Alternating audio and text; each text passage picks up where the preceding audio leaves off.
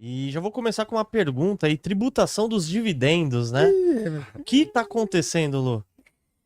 Acho que é o seguinte, né? Vamos chamar as coisas pelos seus devidos nomes, né? Estão chamando por aí de uma reforma da renda, né? Da tributação sobre a renda. Não é uma reforma, nada mais é do que um tapa-buraco, um puxadinho. Porque se a gente fosse falar de uma reforma, geralmente isso envolve uma discussão mais ampla. Então, como uma economista liberal, eu sou absolutamente a favor de redução de impostos.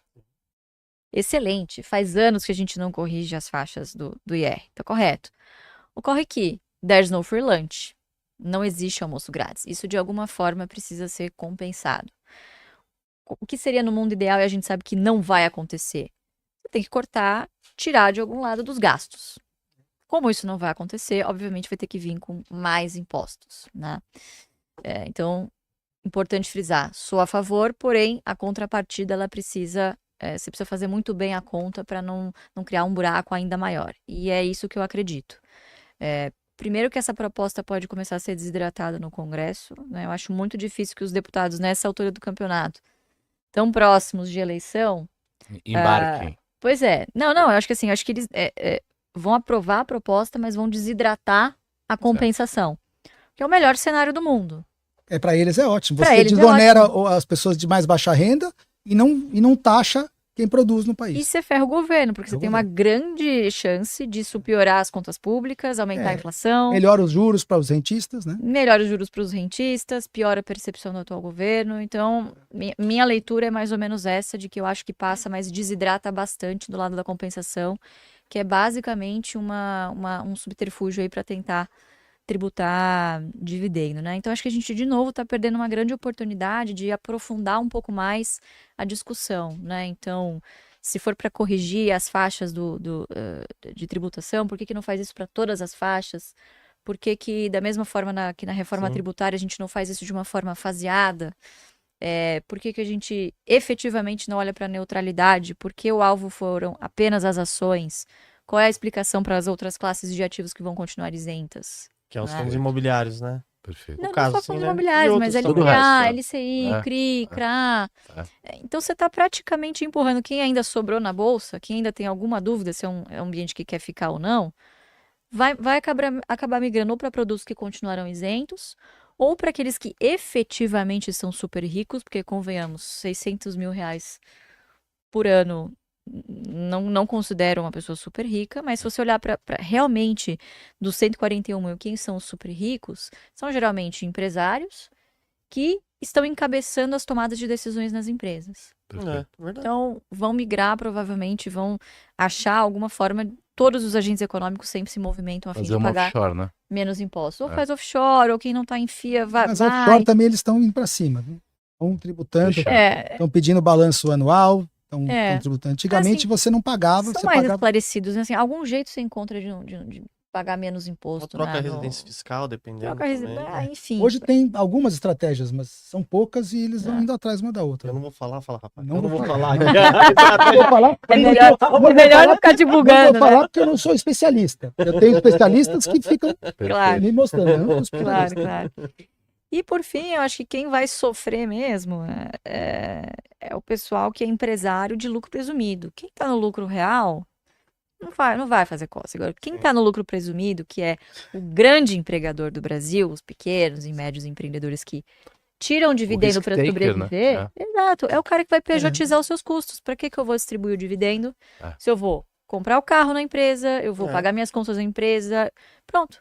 E retiro o meu prolabore abaixo dos 5 mil que é isento e distribuo na faixa limite, ou não, nem distribuo, enfim, mantenho na empresa. Então, acho que o modelo de compensação vai ser uma grande furada. Eu acho que a forma com que a gente está fazendo isso, sem a devida compensação no IRPJ, pode causar grandes estragos aí. Mas vamos ver, não quero ser a portadora de más notícias aí. Eu acho que isso desidrata bem no Congresso.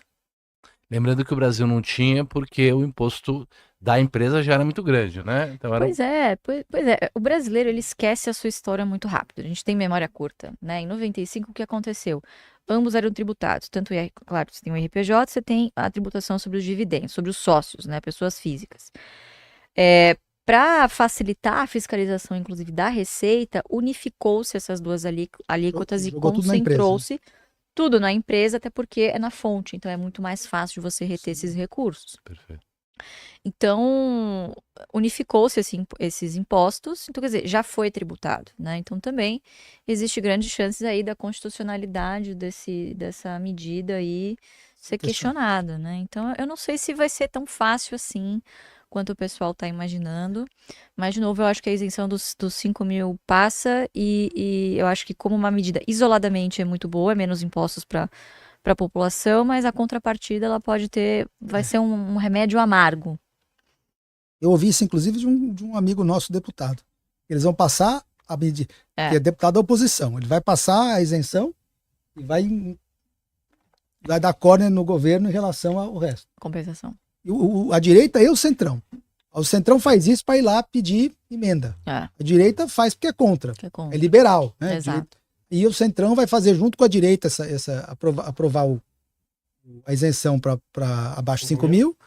E os dois vão dar córner no governo, só que o Centrão é para emenda, né? Cada um com a sua... Para poder negociar a passagem hidratada porque é véspera de eleição também, todos eles querem emenda para as suas bases eleitorais.